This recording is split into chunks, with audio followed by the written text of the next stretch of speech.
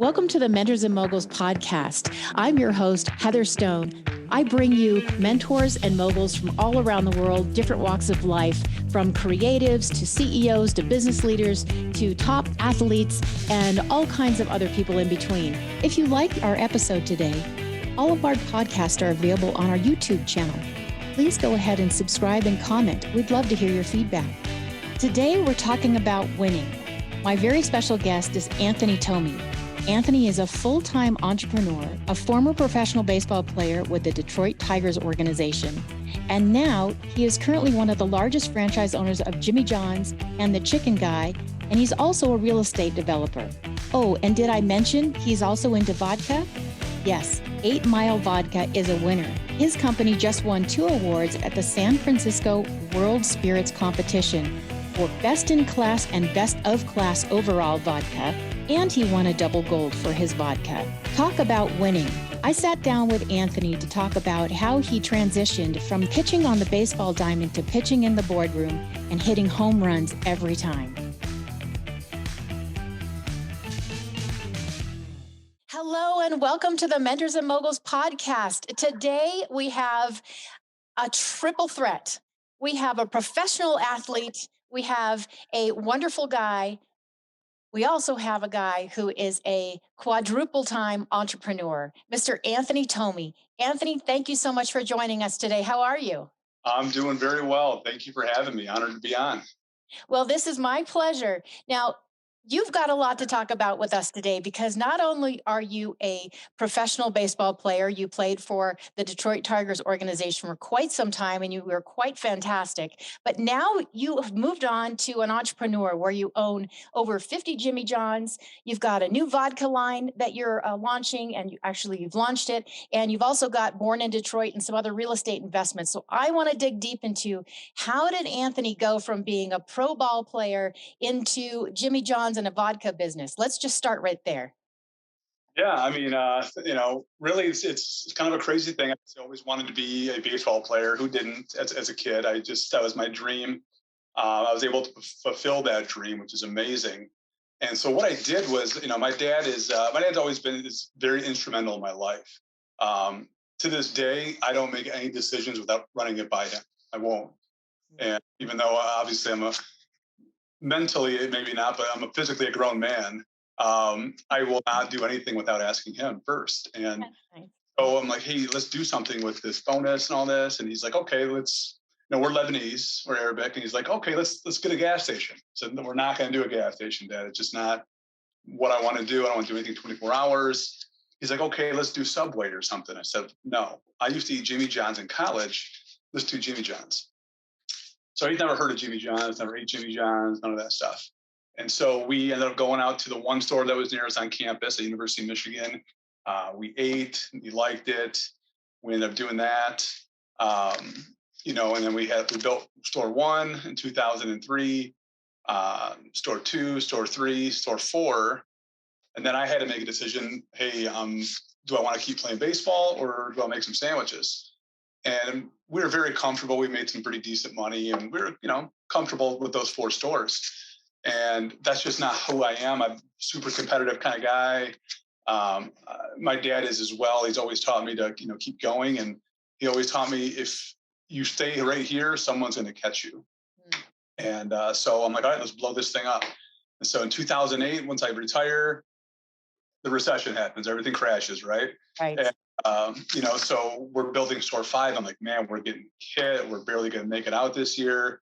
And we did make it out of it, obviously. And we just flourished from there. We ended up building 24 stores up to 2018.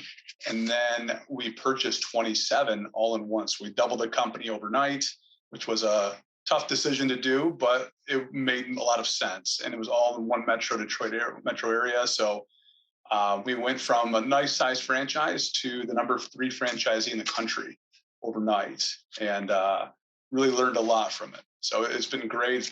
Jimmy John's has been great to me, to my family, to all my friends that eat for free. Everywhere we go, we have to bring a tray. I think that's why we get invited to a lot of parties. But it's a great thing to have, and we really enjoy everything about it. And still, 18, 19 years later, I still eat Jimmy John's as if it's the most delicious thing on earth. So. Oh my gosh. Okay. Well, I have to say on a personal note, I love Jimmy John's. I was introduced to it kind of on accident. I love it. So I think that's fantastic. But when you just said 27 stores, we just decided to absorb 20 or 4 or 27 more stores all at once. Did you have some struggles, some sleepless nights? Like, what are we doing here? Or was it just like, hey, this is a no-brainer? It's kind of like if you have 2 kids, why not 5? Well, yeah, it was definitely I was all in because I'm crazy, right? Okay. My family, my brother and sister, my partners, my uncle as well, and my dad. My dad's involved with us. And they were all a little hesitant. It's a lot of money, right? Yes. We got it. We got the deal originally of about 14.5 million. I shook them down a little bit, got them down to about 12.5. Still a lot of money, right? Yes. Just know how we operate, how we do things. And again, like I did it obviously for us, don't get me wrong, but they're for my people. My people, I've always promised these guys we're going to keep growing. We're young. Like I'm the oldest, right, of all of my brothers and sisters. And I'm not that old. So we're going to keep growing this company. We're going to give these kids opportunities. That's what we've always really done. Most of my people, I think within my whole entire company, we had 800 people before COVID. I think 4 people, including the 3 of us, actually have a college degree. No one else does in this entire company. So you're taking these kids that are non-educated, that are just willing to work and get things done, and you give them a chance to make money and be in positions they would never dream of being. They make more money than their parents have ever made before. And that's a great thing for me. It makes me feel good about myself. At the end of the day, we're feeding 800 families, right? At some point. Amazing. So how I took this, and I've always promised these guys to keep growing and keep growing and keep growing. And yes, it's a lot. Don't get me wrong. People think I'm crazy, and I probably am. Don't get me wrong. I probably am very crazy, but I love it. It's a game for me at this point. We don't necessarily need more. We're very comfortable where we're at, but it's just what it is. What am I going to do? What else am I going to do? Right? You just got to keep going, keep developing, keep diversifying, and make it so other people see, man, anyone can do this. Like I'm nobody special by any means. I'm not some genius by any means. I promise you that.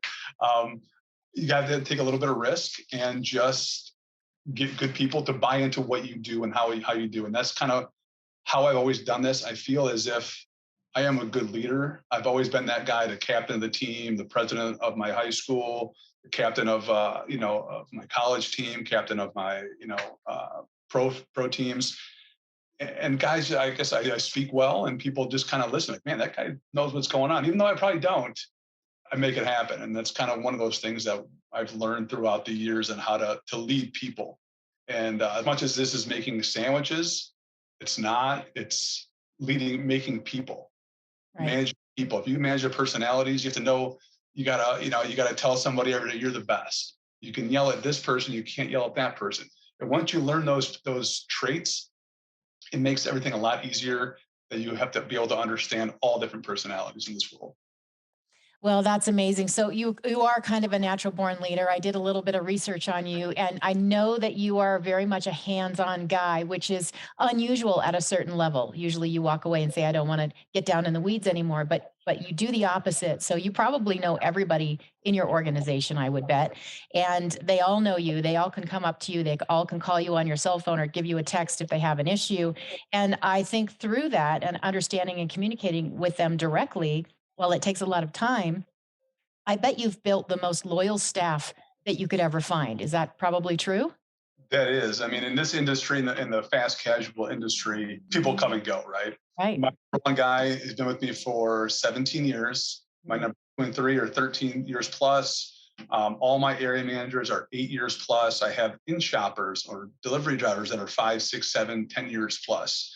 And I think that's accustomed to what we do, how we built this company, how we treat people, we pay them, we take care of them, we treat them like family. Like, this is not to toot my own horn by any means, but we've bought people cars to help them out. We helped one of my top people, her parents would lose their house. And I was very blessed. And they needed $3,000 that day or they were losing their house. So we helped her out. Here you go. This is what we can do for you. And she's still here to this day, 13 and a half years later, right? There's a lot of things we do. We help these kids out. We teach these guys how to do things. We're getting them developed in the 401k, how to, a lot of these kids are willing to work, but they don't understand money. They don't understand the future. It's all about right now. Right. And I'm trying to teach these guys how to save money, how to let their money make money. And so it's just not just about making sandwiches for these guys. And I think they understand that. They feel a part of us because I'm better than them physically at Jimmy John's. I'm really good. I might be like top 2 in the country at Jimmy John's. Like, I'm really good at making sandwiches and I enjoy it. I do. I like getting in the grit, getting in with everybody. Not every day, but I have some other things I should probably be doing, but I like to get in there and meet my customers. They know me. I know them. They call me. Same thing with my employees. And I really enjoy that part of it. Sometimes it gets a lot of control, but most of the time I enjoy being there for these guys, knowing that, I don't think I'm anybody special, but to those guys I am. And they feel like they have that camaraderie with me that they're able to just call or text, and I'm cool with that. So. I love that. I love that. Okay, well, I'm going to bring a group in at some point next time I'm up there, and we're going to have you make us some sandwiches. We're going to have to check this out. I'll knock it out. I love it. I love it. All right. So making sandwiches, I get it's a vehicle for you to spread all of your goodness, your mentorship. You really are teaching young men, young women how to live, how to be in a professional environment, and just how to really feed themselves, so to speak, right? You are teaching them a valuable skill about life, which is fantastic. And a lot of people don't bother giving back like that. So I commend you for that mentorship. How did you get from Jimmy John's into vodka? Obviously there's food and then there's a drink, but that's a bigger stretch. So tell me that story. All has to do with the church. I didn't see that coming. You didn't see that. No one did. No. So our church we have a smaller church, or a Catholic, group. And we're a smaller church, maybe 300 families, right? And every year, the older group of people in our church, we have fundraisers or whatever, and they're awful. They're very poorly done. Barely people go. We don't make much money on it. So my brother and I were like, you know what? We're going to do it this year. We're young. We're going to make this a really cool party. So we end up doing a fundraiser. We sold the whole place out, 1,000 people plus, got a live band.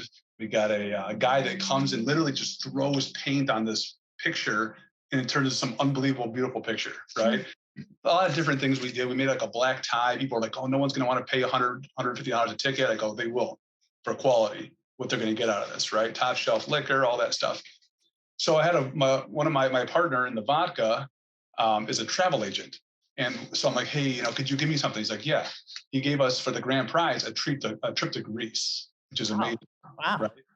So he called one of his buddies, who's another partner, like not an equity partner, but just a ground guy for us. And he's like, hey, I have some autographs I can get for you guys from local Detroit Red Wings and Lions players. So we meet up, and he's like, hey, I got this vodka for sale. I'm like, all right, what is it?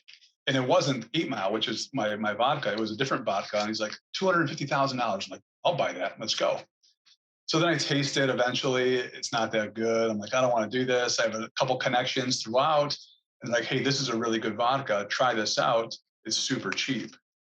So I love the bottle. It's actually my high school team colors. It's a beautiful bottle. It has some resemblance to Detroit with 8 Mile. Mm-hmm. Okay, let's buy it. And so we ended up buying that. And on the bottle, it says born in Detroit. Mm-hmm. And the guy, do you own that? He's like, yeah. He's like, all right, well, how much do you want for that? We go back and forth. We end up with a really small number, kind of embarrassing. We just stole it. Right. We made an apparel line out of it. So it's my brother and I, my buddy George and his brothers. So it was two groups of brothers. And we just blow this thing up. And now we're partners with the Detroit Pistons. We're in all the Meijer, which is, a top grocery store out in the Midwest. Huge. Tons of party stores. We got people all over the place asking about it. People that are from Detroit that do not live here are shipping them out all over the place, all over the country. And so we have 2 brands really out of one, and it's worked out really well. It's fun. It's really fun for me to do. It's kind of cool to say I own a vodka line, even though, it's nowhere near the Tito's or the Grey Goose or the Kettles, but in the world. But at the same time, we're growing and we're doing very well. We're 1 year old, and we're doing very, very well for ourselves with it. Wow. Well, that is very exciting. So, what are your future plans, do you think, with both of those brands? Because they both obviously have exponential ability to grow as big as you want, right? Yes, yes. So we're actually doing very well with the Born in Detroit has really taken off. All of the like area schools love it. They love the brand, what it looks like. So what we've done is I gave it to my high school first, and they bought 1,000 T-shirts and they got it in their color. They put their logo in the O, and then all these different high schools are like, man, it looks awesome. I want to get that. We're from Detroit. We got this. We got that. So all these different organizations are wanting it. And now Meyer has come on board with us, and they want to do that for the city of Detroit youth. So we have a deal coming with the 13,000 kids coming to this camp, week-long camp in Detroit, Sound Body, Sound Mind. We're going to go ahead and do that. They're going to sponsor it, pay for that stuff, get them that gear. And, not everybody in the country knows when you're from Detroit, it's a different feel. And they're very proud of being from Detroit. Much as that sounds kind of weird, probably, it just is what it is. I have learned that that's true, though. It is. Yes. Even the professional athlete guys that are from Detroit, man, that's just where they rep it. Like it's their heart. And so it really means something to other people. And I think that's really going to take off. And we're really doing a lot of work with that. We have a lot of good connections. University of Michigan's jumping on board with some of that stuff as well, because they actually were born in Detroit. Eastern Michigan University is definitely going to be on board. We're doing some work with the NIL, the pay for the college athletes. We're doing some stuff with that. So we have 3 athletes with that under Born in Detroit. We're doing an event actually this Sunday with in conjunction with Game Above and going on that way. So we're really getting a lot of exposure out there, and people really love the brand. Very exciting. Okay. Well, I can't wait to tune in a year and find out. Remember when we had that conversation and you were just kind of starting out with these great big ideas? I know that it's going to be bigger than you ever dreamed of. I hope. Well, why not? Why not? Now, you have a new venture that's coming out with chicken and Guy Fieri, right? That is correct. Can you tell us about that? Can you say anything yet? I can. Yes. So I promised myself about a year into COVID, I will never touch food again. This is it. Like, I want to get out of this. This is awful. I'm making sandwiches, delivery, driving, all this stuff. All of a sudden, my brother watches Food Network, and it was a really good show. He loves Guy Fieri. We both did. We admire the way he does stuff. And we actually knew him from Jimmy John. Him and Jimmy were really good friends. So he was at our conventions and things like that. He came out with this new idea. It's called Chicken Guy. It's similar to a Chick-fil-A. Okay. Really good stuff. Food was great. We called in. There's a TV show on Food Network on Sunday nights, and they gave away a franchise. So we put an application in. The next day they call us. They're like, man, we've had like 1,000 applications because everybody wants to jump on board with this, right? And most people are not really fit for it. Some of the guys I'm a line cook at Denny's, but I want to run this, and right. Not plausible, right? So they call and like, you guys are the #1 application we have. Like, we'd love to have you guys down here. So my brother and I flew down to Orlando, met with corporate. They loved us. We had a great time with it. And we ended up buying all of Southeast Michigan. And we're going to open 20 stores in the next 10 years. And just going to blow this thing up. I think it's going to really, really just go off. It's a great brand, great food. Having a guy like Guy Fieri behind it. And the other partner is no slouch either. Robert Earl, he's the creator of Planet Hollywood, Brio, Bravo, several other different concepts. He's a true restaurateur. Oh my gosh. So you've got a white wall behind you. So I need you to put Food King behind you or something like that, because we're growing your empire. We're trying, and we're getting there slowly but surely. And it wasn't like a plan by any means. I would definitely want to diversify and go elsewhere, and we have done that. But this was just a great opportunity, and I don't think we could pass it up. And we announced it to my team less than a month ago, and they couldn't have been more excited to get on board with that. And they see the growth. So this guy is really, he's no joke. Whatever he says he's going to do, he does. And I think that really gives us the credibility of, I'm going to jump on board. I'm going to stay with these guys. They have a clue. We're going to grow. I'm going to make some money and make a career out of this instead of just a job. Right. Right. Well, do you think that anything in, baseball and team sports and all of your upbringing, what are the particular things do you think that helped you get this fearless, I'm going to take a risk, win at all costs? Obviously, I know you're a very ethical guy, so I say that with parentheses, but win at all costs and just go for it attitude. Where did that come from? That's always been me, I think. My dad was, so my dad came to this country at 25 years old with $20 to his name, no English spoken. Wow. Went into Ellis Island, actually, my last name changed. It was Tomey always. The spelling was changed because he couldn't speak English. He told them his last name was Tomey. They spelled it Tomey. It was Tohme. So he came here, put himself through college and a master's degree without speaking English and being a busboy at this really nice restaurant downtown, London Chop House. And so he's obviously been the inspiration to everything. He's come from literally zero to what he is today. And he gave us that foundation. He put us all through Catholic school our entire life. And my goal was always to get a scholarship to go to college because I wanted to do it for myself, but I want to do it for him and be like, I know you've saved up on all this for me. You would take care of it if I needed to, but I got this, Dad. I got us. And that's really brought it all the way up. And then it's just all the things I've done throughout. I was always a closer, the last inning pitcher in baseball, and I love the pressure. I would love to come in the game with the bases loaded, nobody out. Really?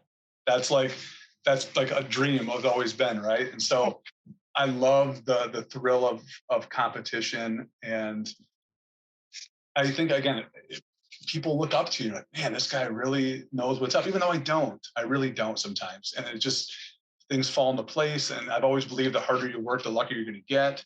And that's what it's been for me. I work really hard. And again, not to pat myself on the back, it's just a true statement. I work hard and people see that. And I think God sees that. And he's like, hey, I'm going to reward this guy. He's working his butt off, and good things will happen for him. What a great role model you are. What is the best piece of advice do you think you've ever gotten from anyone? From my dad. He told me, and this is the truest statement, you are who your friends are, who you surround yourself with. And I've always surrounded myself with great people through, right? My high school friends are still my best friends to this day. You hang out with the athletes, you become an athlete. You hang out with good people. Now I'm meeting all these different entrepreneurs, different business people, successful people, and they open doors for you. So from that little nothing of you are who your friends are. And I think my dad said that as more of a, hey, don't hang out with the druggy kids or don't become this guy, right?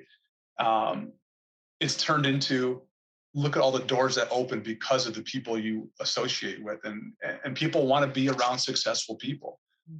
Once we bought the new Jimmy John's at 27 stores, ever since that day, people have wanted to partner with me in different ventures and different deals. I'm getting 2 or 3 offers a week, 5 offers a month on different ventures. And I'm like, why? Like I'm a sandwich making guy. It's a very clear reason why. I guess I don't really see it sometimes. We're just very simple people. My family's very simple. I'm not a extravagant guy by any means. I'm a big t-shirt, sweatpants, shorts kind of guy. And I guess it hasn't really hit me that we're doing okay for ourselves. And you're doing great. And I really, that has always been my thing. I tell my kids that now. I have 3 little boys. I always want them to hang out with great kids. And thankfully we live in a great neighborhood with good people. My son, he's 4, he's my oldest. His best friend is 9 years old. Oh, wow. All the kids in the area are 9, 10 years old. And this guy speaks as if he's a 10-year-old kid. He speaks in complete sentences. And it's just, you are who your friends are. And your friends are an extension of who you are, right? So people see you hang out with successful people and the door's open for you. It's just what it is. Well, I think that is a big part of it, but from an outsider who has just recently come to know you, I would say that your work ethic, your honesty, and you're an open book. There's that trust factor, and that you're in there working right alongside everyone else.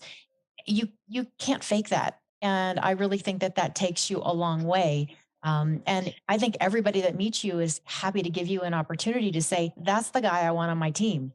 And that's how you're getting tapped for all these things. That is just my I nickel appreciate that. point of view. I appreciate that. And that does have some truth to it as well. I think people see what I do. Like I'll go to the store. I don't care. I'll make sandwiches. I'll sweep the floor. I'll do whatever it takes. I'll run the register. I'll delivery drive. People, I drive an Escalade and people are like, delivery drivers drive this in your company? Yeah, come work for me. Come on in. Or they're like, well, I think I need this tip more than you do, so you're not going to get a tip today. And I was like, listen, I give it to my employees anyways. But it's just in me. It just is what it is. I'll do whatever it takes. I don't really care. I'm not too proud to do anything.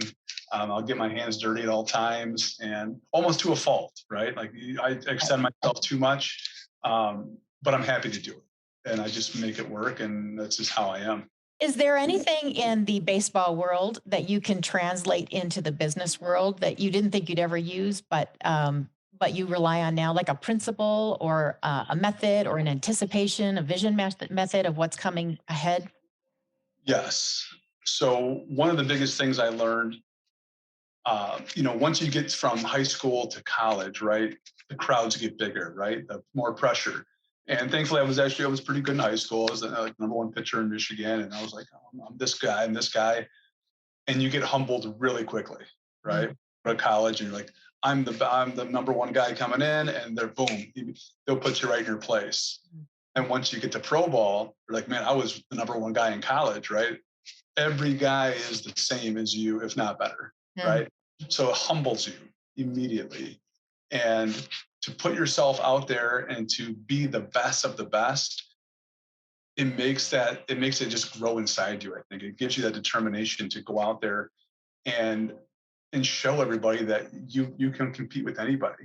And I think a lot of people don't have that. Everyone thinks that they have a ceiling. And as weird as it sounds, I don't think I do. I think my ceiling, it just keeps getting, higher and higher and higher. And I think baseball has really taught me that no matter what happens, you're gonna fail. It's gonna happen, but you just gotta pick yourself back up and go. And I think that's a really big thing, because in baseball, if you fail 7 out of 10 times, you're in the Hall of Fame. Right? If it's a humbling game. It will put you in your place, no matter how great you are.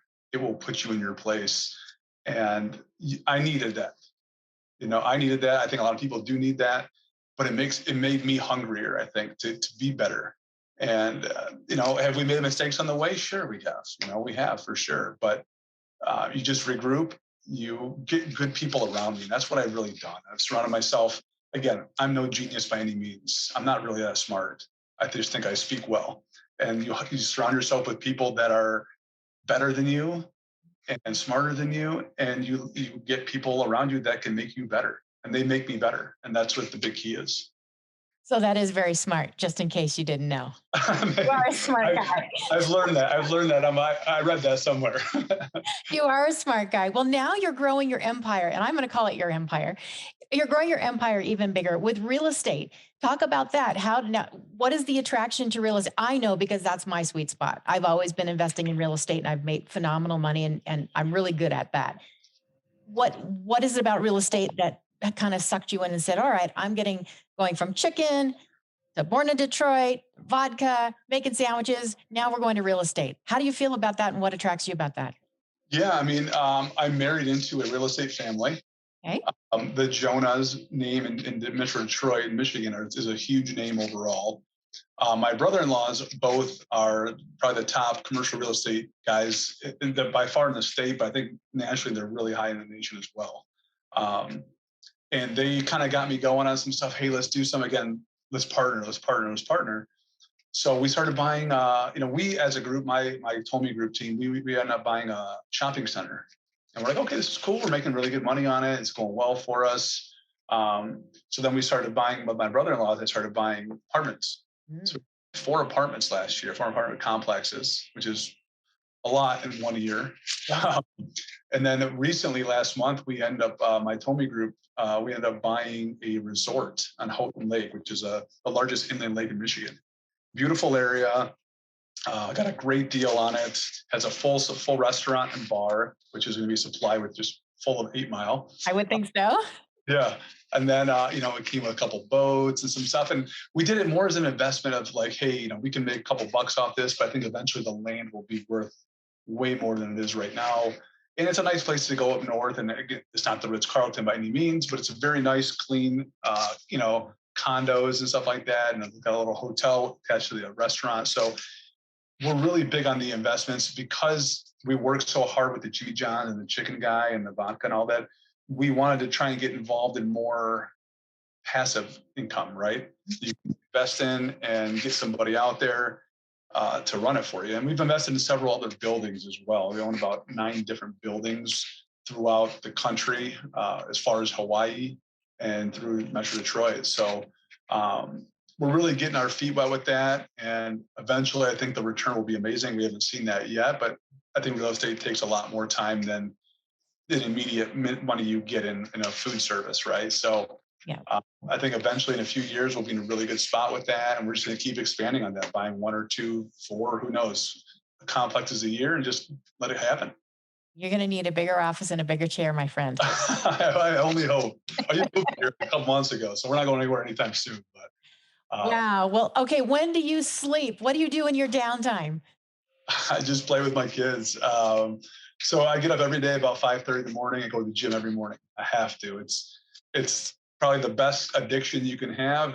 I have to go. I feel fat if I don't go for like 2 days in a row. I feel fat. And I'm a big boy anyways. I've always been like the biggest guy, right? Like in baseball, and that's not a great thing to be. So I've always had to work really hard to stay in shape, just because I was not born with a chiseled body, I guess, right? So I've always had to do that. So every morning I'm up. So I go from 5:30 a.m., come back, shower, take my boys to school, work all day, come home, play with them for a couple hours, put them to bed, and call it a day. But in the meantime, I'm also very active with people. I love to go out and have dinners and drinks, and try and take my wife out once in a blue moon, take care of her. Probably need to do that a lot more. But it's been a busy time. We had 3 kids in 4 years. We were both a little bit older when we got married. I was 34, she was 35, so we had to knock them out really quick. And we just been living on the seat of our pants for the last 5 years. And I love to go see. I love any athletics. I love to go see sports, any kind of games like that. I just love enjoy people. I'm a people person. Obviously, I don't shut up. I just keep talking and talking and talking. But it's a thing where I love to meet people. I love to meet new people. I love to go out and just be around. I'm not a home guy. I don't like to sit at home and do that stuff. Once in a while you need to, but I'm big on just going and meeting people. And I'd like to start traveling a little bit more than I ever have. I've never really been a travel guy except when I was playing ball. But my wife really enjoys it, and I need to. Once our kids get of age, I think it's just tough to take 3 kids on a plane that are not able to be on a plane. You can't go to California on a 4-hour trip and be like, these guys will be fine. Sure. Yes. It's just happens. So hopefully a couple more years we'll get there and we can start doing a lot more different things. Well, if you ever want to sit down and talk about investing in your own private aircraft to take those kids so you can travel, we can talk. Yes, I will definitely. You know what? We're at that point. Hopefully, very soon. You're on your way. You're definitely on your way. I love that. Well, this has been really interesting. When I first learned about you, I met you and I learned about you. And I think you remember that when I came up to you, I said, okay, well, you're an athlete. I can tell you're an athlete, but I thought you were a football player. And as most do. You have a build for a football player, which is a compliment. Thank you. And then I found out, your whole history, and I loved it. And I said, this guy, okay, forget about the fact that he was a great baseball player. This guy's a worker. This guy is really going places. And I loved your hustle. And that's really what drew me to you. And I know other people love you for all the other things you've done, but I love the hustle in you. And I think that is to be so commended.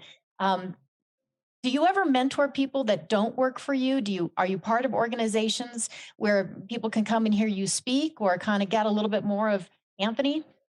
I'm not part of organizations. I've been approached to do some consulting.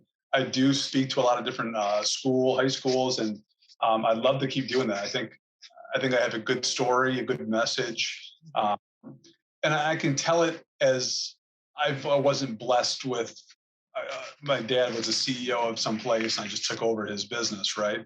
Even But better though. yeah, exactly. I'm way better off for it, for sure.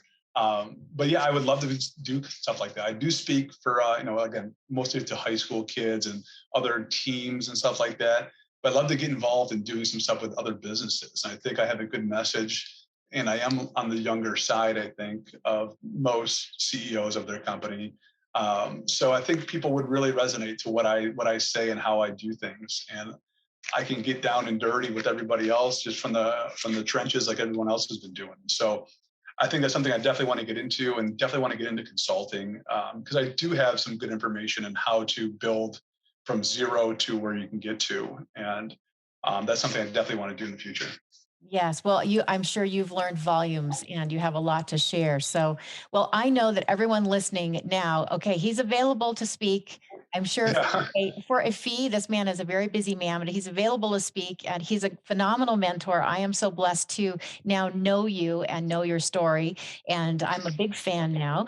And anybody, where can they find your Jimmy Johns? Where can they find what the Tomey Group has? Where can we send people to find out more about your organization and what you do? Maybe they want to come work for you. Yeah, I mean, we'd love to have some people on board. We're growing. We're a huge growing company at this point. We're definitely going to need some top tier people. So my Tomey Group in Chicken Guy can be found on tomeygroup.com. My 8 Mile Vodka is 8milevodka.com. And our Born in Detroit apparel brand, which you can buy right off the site, is bornindetroit.store. And we sell off that. We'll ship to you immediately. We can ship nationwide from the vodka as well. I'd love to help anybody I can. It's not anything that I wouldn't do, or I'd be like, listen, I'm too busy to do that. I'll sit down and help anybody else I can. So. Well, I thank you so much for sharing. This is, again, Mentors and Moguls podcast, where we have people that I actually admire, and we have them come on, such as yourself, and really give your best advice and open up your world. So I am very grateful that you spent the time with us and our audience. And I can't wait to tune in about 6 months, I'd say next year, but 6 months, and see where you are, because you're very blessed and you deserve every accolade. So thank you so much for sharing your story with us today, Anthony. Thank you for having me on. Again, very honored to be on your show, and look forward to doing something with you in the future. Thank you. We'll talk soon. Take care. Thank you. Thanks so much for tuning into the Mentors and Moguls podcast. If you enjoyed today's episode, rate and review this interview and share it with a friend who could benefit from today's guest. You can find bonus video episodes at mentorsandmogulspodcast.com, or check out our events page and our blog at heatherrstone.com. Until next time, make it a great day.